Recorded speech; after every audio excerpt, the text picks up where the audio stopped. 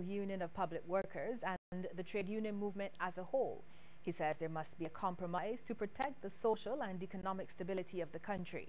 This is his reaction to recent national protests led by the NUPW over the retirement of workers 60 years and over from the Barbados Investment and Development Corporation.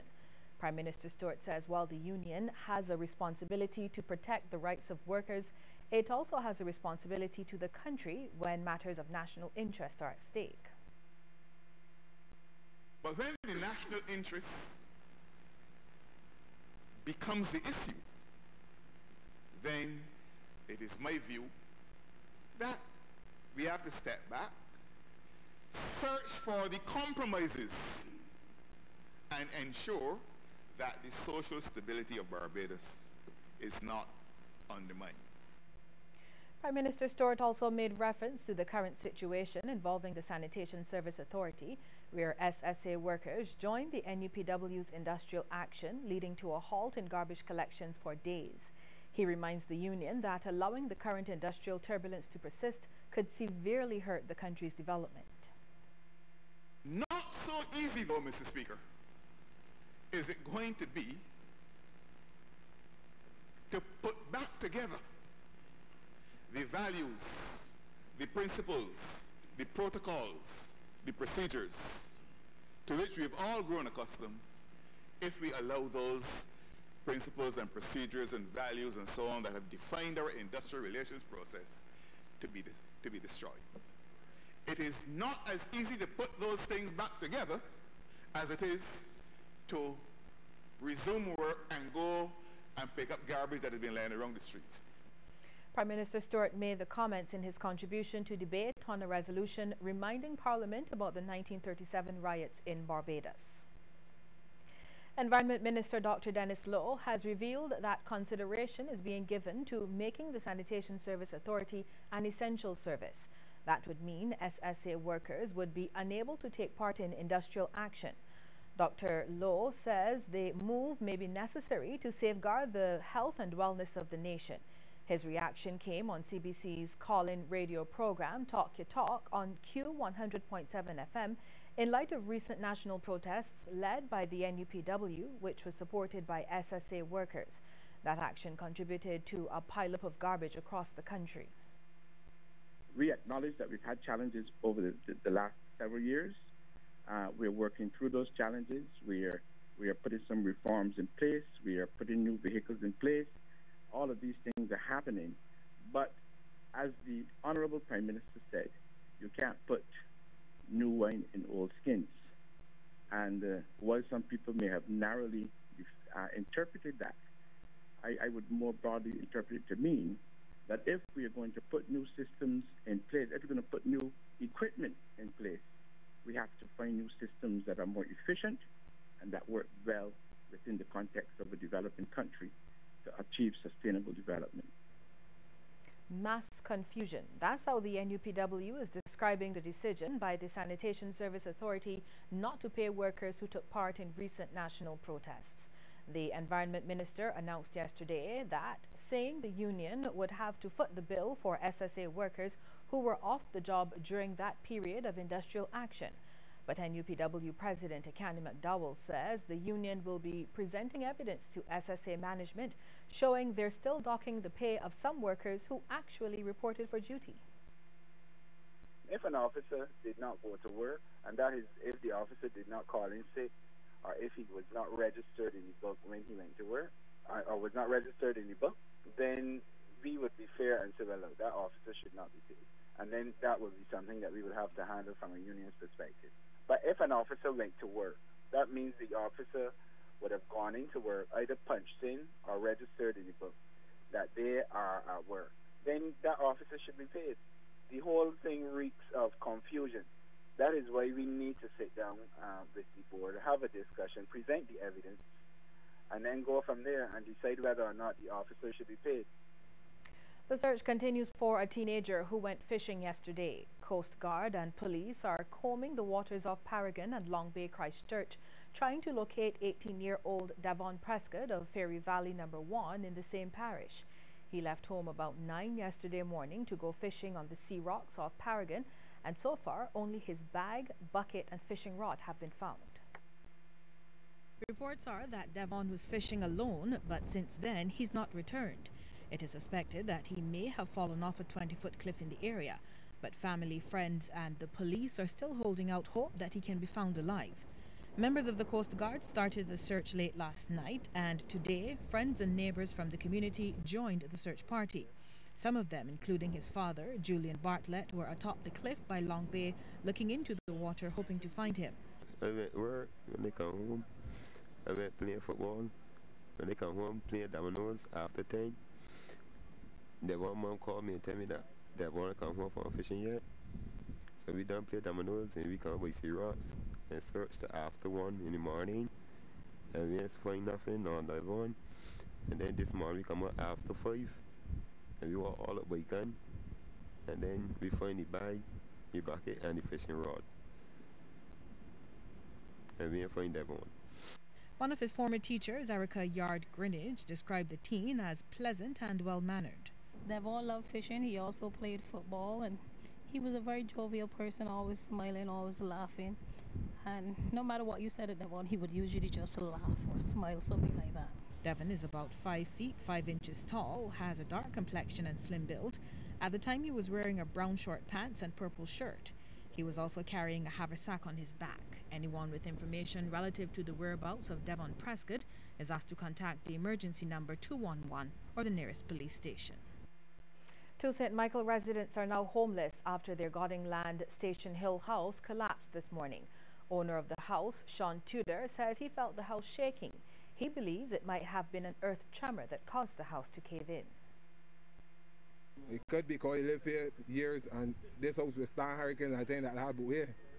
But people but here build houses and things upon the roofs and things get repaired in the house and this house is still standing. Authorities are awaiting a post-mortem to determine the cause of death of an elderly man from St. George. Just after midnight, 61-year-old Ian Walters died behind the wheel of his vehicle on Blackrock Main Road, St. Michael. According to police, the Dash Valley resident was driving towards Eagle Hall when his vehicle drifted off the road, hitting several garbage cans. It then came to a stop on the left side of the road. A passerby then called emergency services. Walters was, however, pronounced dead at the scene by paramedics. A 3-month-old baby was discovered dead by his mother at their Dash Valley St. George home this morning, and now police are awaiting the results of a post-mortem to determine the cause of death. Public Relations Officer, Acting Assistant Superintendent David Welch, says the baby's mother, said to be in her 30s, called police and reported the death. He says the baby's death will be deemed unnatural until the results of the post-mortem are known. We'll have more news in just a moment, but we want to get your take on this question. Do you think the Sanitation Service Authority should be made an essential service? Text yes or no to short code 8111. We'll have the results at the end of the news.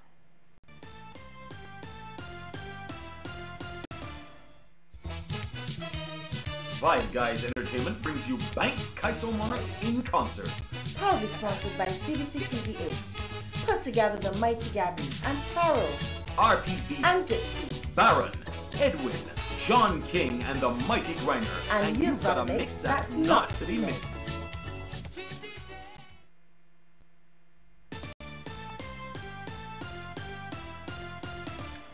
Leader of Government Business in the Senate, Foreign Affairs Minister, Senator Maxine McLean, says the 1937 riots laid the foundation for a modern industrial relations system in Barbados.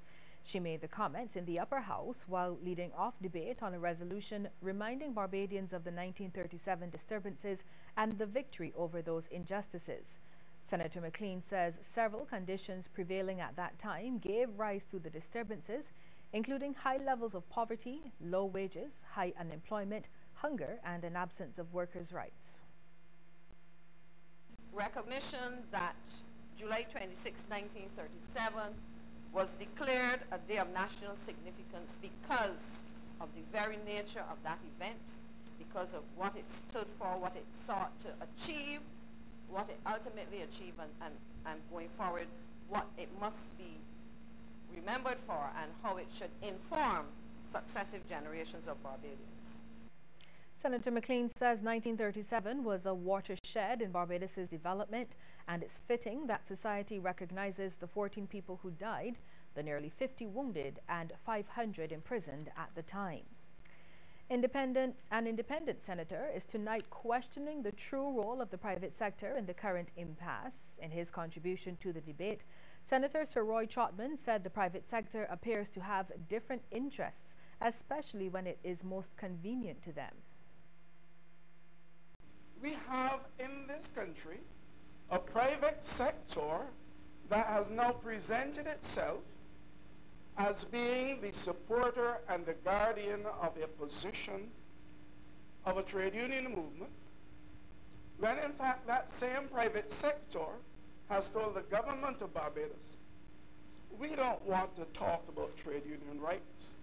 We want to talk only about trade union rights when they serve our purpose. So when you bring social partnerships before us, and when you bring the protocol before us that is being quoted in this dispute, we don't want to hear about that. The former trade union leader also accused the private sector of disrespecting the social partnership, as he highlighted a situation which occurred prior to the announcement of the results of the last general election. Nobody is willing to call that spade a spade.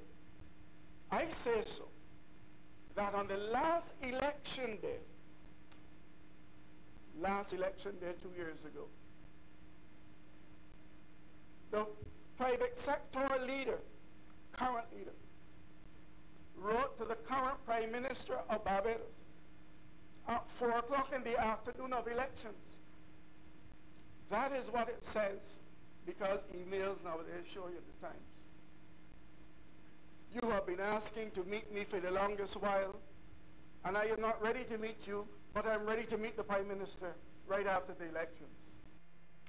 Representative for the Inter-American Institute for Cooperation on Agriculture, Ina Harvey, says Caribbean food security has to meet U.S. standards if the region is to effectively compete on international markets. Ms. Harvey says visitors must be able to get the same quality of foods locally as they do in the U.S. The U.S. export market is right here. Our testing ground is right here in our domestic market. Visitors expect similar food safety standards to what they're accustomed in their home market.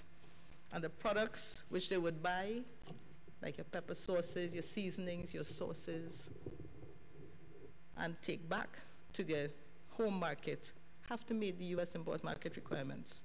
That's the engine that's going to pull your train for your exports. A 3-day workshop is being held at the Lloyd Erskine Sandiford Center, where Barbadian exporters are becoming more familiar with the United States Food Security Modernization Act. The workshop is designed by ICA to help companies better understand how they need to comply with the new and proposed export requirements for the U.S. Minister of Industry, International Business and Small Business Development, Donville Innes, says local producers should not take opportunities like these for granted. But we must continue in this part of the region to grab hold of all of the opportunities that present themselves for our farmers and for us others involved in the agricultural sector to continue to be retooled and retrained to provide the best possible products at the most economical cost. Still to come, a look at some of the stories making headlines across the region. But first, a reminder that we want to hear from you on this question. Do you think the Sanitation Service Authority should be made an essential service? Text yes or no to short code 8111. We'll have the results